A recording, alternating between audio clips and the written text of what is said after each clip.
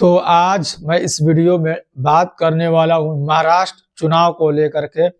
आज 23 नवंबर 2024 का दिन था और आज महाराष्ट्र और झारखंड में नतीजे घोषित किए गए और सबसे अगर चर्चा में बना रहा कोई रिजल्ट तो वो महाराष्ट्र का रिजल्ट चर्चा में बना रहा, क्योंकि महाराष्ट्र के भीतर जिस तरीके से रिजल्ट आए सभी ने इस पर बहुत ही अफसोस जताया।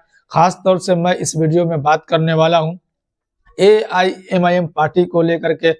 एक तरफ तो आप लोगों ने देखा होगा प्रचंड बहुमत के साथ NDA अलायंस ने अपना सरकार बनाने के लिए जो आंकड़े होता उससे बहुत ज्यादा उन्होंने सीट जीतने का काम किया, और दूसरी तरफ महाविकास आघाड़ी का एकदम पूरा महाराष्ट्र के भीतर से सुपड़ा साफ होता हुआ नजर आया। तीसरी तरफ अगर हम बात करते हैं तो जो छोटे छोटे जो दल थे उनकी तरफ से ये उम्मीद लगाई जा रही थी कि इस बार कुछ अलग हो सकता है और छोटे छोटे दल का जो है वो भूमिका कुछ ज्यादा इस चुनाव के नतीजे में देखने को मिल सकते हैं। लेकिन इस बीच MIM पार्टी को लेकर सुबह से लेकर शाम तक खबर निकल कर आ रही थी कि लगभग 3 से 4 ऐसे प्रत्याशी है जो आसानी के साथ जीत हासिल कर सकते हैं। जैसे कि औरंगाबाद की 2 सीटें हैं, एक औरंगाबाद ईस्ट और एक औरंगाबाद सेंट्रल, उसके बाद से फिर धुलिया की सीट, मालेगांव की सीट और सोलापुर की सीट। तो ये 4 जो सीट थी इस पे तो ऐसा लग रहा था कि 100% इस पे जीत MIM पार्टी की होगी। लेकिन जिस तरीके से बाजी पलटी लास्ट मतलब दोपहर के बाद से, उसके बाद से लोग परेशान होते गए और रिजल्ट जो सामने निकल कर आ रही थी उसको देखते हुए, और इम्तियाज जलील साहब की जो हार हुई है ये बहुत ही बुरी तरीके से, एक तरीके से बोल सकते हैं कि MIM पार्टी की हार हुई है। हार तो बहुत कम मार्जिन से हुई है, लेकिन इम्तियाज जलील साहब का हार जाना ये एक बहुत ही बुरा संकेत है MIM पार्टी के लिए और महाराष्ट्र वासियों के लिए, खासतौर से अगर मुस्लिम समाज की बात करते हैं, क्योंकि पार्टी की तरफ से हर जद्दोजहद किया जा रहा था इस सीट को जीतने के लिए। बड़ी मेहनत की गई सीट पर। इम्तियाज जलील साहब जो के सांसद के कैंडिडेट थे, उन्होंने सांसद भी रहा, उसके बाद से सांसद का चुनाव भी लड़े 2024 में, वो हार गए। लेकिन इस बार 2019 में वो विधायक छोड़ करके सांसद बने, फिर 24 में सांसद का चुनाव लड़े, हार गए, फिर 24 में ये विधायक का चुनाव लड़ रहे थे और ये उम्मीद लगाई भी जा रही थी कि ये चुनाव जीत सकते हैं क्योंकि सांसद के कैंडिडेट है, और जीत भी रहे थे। 40,000, 45,000, 35,000, 30,000 की मार्जिन के साथ ये रेगुलर मतलब के अपना बढ़त बनाए हुए थे, काफी अच्छे मार्जिन के साथ। तो विधानसभा की अगर बात करते हैं तो विधानसभा में 40,000, 35,000 मार्जिन काफी बड़ा मार्जिन होता है। लोग यही अंदाजा लगा रहे थे कि इम्तियाज जलील साहब की जीत पक्की है। बाद में जो नासिर सिद्दीकी साहब कभी ऊपर कभी नीचे वो आ रहे थे 4,000 से 3,000 से, तो ऐसे अंदाजा लगाया जा रहा था कि ये भी अंत में इनकी जीत हो सकती है, लेकिन इम्तियाज जलील साहब की जीत जो है वो 100% हो सकती है, लेकिन ऐसा हुआ नहीं। मात्र एक सीट पर MIM पार्टी को कामयाबी मिली है, वो मालेगांव सेंट्रल से, जहां से विधायक मुफ्ती इस्माइल साहब पहले भी थे। 2019 में लगभग 38,000 वोटों से वो जीत कर विधानसभा के भीतर पहुंचे थे, लेकिन इस बार जीतना इनके लिए बड़ी मुश्किल हो चुकी है। अगर हम मुफ्ती इस्माइल साहब के बारे में बात करते हैं तो इनको जीत को लेकर भी बड़ी सस्पेंस बना था। कभी पता चला कि जीत गए, फिर पता चला कि रिकाउंटिंग हो रहा है, इनका ऐलान नहीं हुआ। लास्ट में ये पता चला कि 75 वोटों के साथ इन्होंने जीत हासिल करने में कामयाब रहे मुफ्ती इस्माइल साहब AIMIM पार्टी के प्रत्याशी के तौर पर। तो एकमात्र सीट जो MIM पार्टी के खाते में आई है मालेगांव सेंट्रल। बाकी जो इम्तियाज जलील साहब के बारे में हम इस वीडियो में बात करेंगे विशेष तौर पर, कि जिस तरीके से वो उनकी हार हुई है, और इनकी हार में कहीं ना कहीं अपनों का हाथ है, मतलब अपनों के भीतर से ही इनको हराने की कोशिश की गई और इनकी हार भी हुई। अगर हम बात करते हैं औरंगाबाद ईस्ट या जहां से इम्तियाज जलील साहब चुनाव लड़ रहे थे, लगभग हम बात करते हैं तो 91,113 वोट ये पाए, और हार और जीत का जो फैसला रहा जो मार्जिन रहा वो 2161 वोट का ये मार्जिन रहा। अगर आप चाहते हैं तो इलेक्शन कमीशन का जो वेबसाइट है वहां पर भी देख सकते हैं। इसके अनुसार हम यहाँ पर बता रहे, और यहाँ पर जो जीत हुई वो भारतीय जनता पार्टी की जीत हुई। तो भारतीय जनता पार्टी मुस्लिम बाहुल्य सीट पर किस तरीके से जीत हासिल कर लिया, ये बहुत ही सोचने वाली बात है कि 91 हजार वोट लाकर भी इम्तियाज जलील साहब हार गए।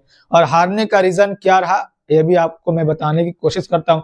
दो ऐसे कैंडिडेट जो मुस्लिम कैंडिडेट है जिन्होंने 5000, 6000, 7000 के करीब वोट काटने का जो काम किया है, जिसकी वजह से इनकी हार हुई है, यानी कि इम्तियाज जलील साहब जो कि पहली बात करते हैं डॉक्टर गफ्फार कादरी साहब जो पहले MIM पार्टी में थे लेकिन उनको टिकट नहीं दिया, तो वो पार्टी को छोड़ दिया और फिर वो समाजवादी पार्टी में शामिल हुए और समाजवादी पार्टी ने इनको अपना सिंबल दिया, इनको टिकट दिया और वो चुनाव लड़े। और गफ्फार कादरी की अगर हम बात करते हैं तो वो वोट पाए हैं लगभग 5943, 43 ये वोट पाए हैं। तो 5000 वोट ये पाए हैं। और दूसरी अगर हम बात करते हैं तो एक और जो मुस्लिम कैंडिडेट थे जो वंचित बहुजन अघाड़ी से, वो जो वोट पाए हैं लगभग 12639 वोट पाए हैं। तो ये जावेद इनका नाम है। तो ये जो 12000 वोट जो पाए हैं, तो इस तरीके से ये 12000 जो वोट पाए हैं ये जो औरंगाबाद के सेंट्रल सीट से पाए। औरंगाबाद सेंट्रल सीट में भी हराने का जो काम है वो महाविकास जो वंचित है, महाबहुजन वंचित है, उनकी तरफ से किया गया कि वो 12639 वोट लेकर आए और नासिर सिद्दीकी जो है 77340 वोट लेकर आए। और जो मार्जिन जो रहा 8119 वोटों का, और यहाँ पर भी जीत जो हुई भारतीय जनता पार्टी की। तो दोनों सीट पर भारतीय जनता पार्टी की जीत हुई और दोनों जगह हारने का जो कारण है और हराने वाले जो है मुस्लिम प्रत्याशी है। जैसे कि जावेद जो है बहुजन विकास जो अघाड़ी है उनकी तरफ से 12639 वोट लेकर आए, और अफसर खान जो है वो भी बहुजन विकास बहुजन अघाड़ी जो है उनकी तरफ से वो 6507 वोट लेकर आए। वो इम्तियाज जलील साहब के सामने खड़े थे अफसर खान जो कि बहुजन विकास अघाड़ी जो है उनकी तरफ से। तो गफ्फार कादरी 5943 वोट, अफसर खान जो 6507 वोट लेकर आए। तो आप इनसे समझ सकते हैं। बाकी बहुत सारे ऐसे मुस्लिम प्रत्याशी थे जो 500, 200, 143, 150, 50, 70, 80 इस तरीके से वोट लेकर आए। बहुत सारे ऐसे मुस्लिम प्रत्याशी मैदान में थे। तो ये सारे लोगों ने वोट काटने का काम किया और जो भी वोट एक तरफा इनको मिलनी चाहिए थी इम्तियाज जलील साहब को, वो बट गया। जैसे कि इस आंकड़े से निकलता हुआ नजर आ रहा कि एक बार आप यहाँ पर सीधे देखते हैं गफ्फार कादरी साहब 5900 के करीब वोट लेकर आए और अफसर खान 6500 वोट लेकर आए। अगर सिर्फ हार जीत की मार्जिन जो 2161 वोट इम्तियाज जलील साहब की और नासिर सिद्दीकी साहब जो औरंगाबाद सेंट्रल से चुनाव लड़ रहे थे, इनकी हार जीत की फासला जो है 8119 जो कि 12639 जावेद जी ये वोट लेकर आए थे। तो कहीं ना कहीं वोटों का जो बिखराव हुआ, इससे नुकसान जो MIM पार्टी को यहाँ पर दिखता हुआ नजर आ रहा है। और यहाँ पर दूसरे नंबर पर MIM पार्टी पिछली बार भी रही थी और इस बार भी MIM पार्टी के प्रत्याशी 2 नंबर पर रहे। और ऐसे बहुत सारे कैंडिडेट है जो MIM पार्टी की तरफ से दिए गए थे, उनकी तो बहुत बुरा स्थिति अभी नजर आ रही है, क्योंकि महाराष्ट्र में बहुत सारे ऐसे प्रत्याशी चाहे वो किसी भी पार्टी से हो, उनकी स्थिति बहुत बुरी है। लेकिन ये कुछ ऐसी सीटें जहां पर पार्टी अभी भी अपना दबदबा दिखाने में मजबूती के साथ टिकी रही कि 2 नंबर पर रही और एक सीट पर कामयाबी मिली, बाकी अन्य सीट पर 2 नंबर पर रहे और काफी मुकाबला करीबी वाला हुआ। तो ये महाराष्ट्र के औरंगाबाद सीट पर काफी लोगों की नजर जो थी वो टिकी हुई थी कि क्या इम्तियाज जलील साहब इस बार विधानसभा के भीतर पहुंचेंगे। और लोगों की कोशिश भी थी, लोगों ने जमकर इनको वोट भी दिया था, 90-91 हजार के करीब वोट लेकर आए, लेकिन पहुंच नहीं पाए। और इम्तियाज जलील साहब हार होने के बाद वो लोगों से आए, मिले और मीडिया में आकर उन्होंने अपने बात रखने का काम किया कि किस वजह से हमारी हार हुई है और हमारे आसपास के लोगों ने हमारे हार में शामिल थे, हमारे हराने में हमको शामिल थे, क्योंकि उनकी यही कोशिश थी कि हम किसी न किसी तरीके से हार जाए और विधानसभा के भीतर नहीं पहुंच पाए। तो ये महाराष्ट्र के